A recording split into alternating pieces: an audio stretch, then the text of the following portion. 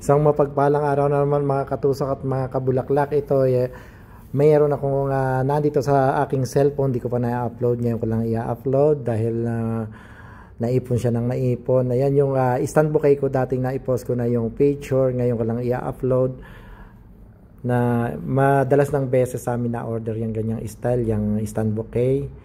At mga repeating customer na karamihan.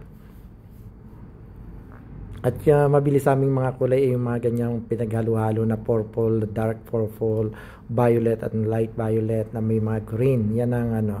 Ang ginawa ko ay yung pabilog na medyo pa-slant, hindi siya yung pabilog na one face. Ano siya, may pagka pa-slant one face yung pagka-arrangement niya. At pangreregalo daw yan sa may birthday. Ayan nga, nagre-ribbon na ako dahil papadating na yung customer kasi nagmamadali daw. Ayan, at alam mo naman, pag katapos na ng gawa, ay ang mga flores ay picture. Ayan. Sa labas kami nagpipicture kasi dito sa loob medyo madilim ang ilaw namin, malabo. Kaya ayan, sa labas kami nagpipicture taking ng mga gawa namin. Yun lamang po at maraming salamat. Have a nice day. God bless.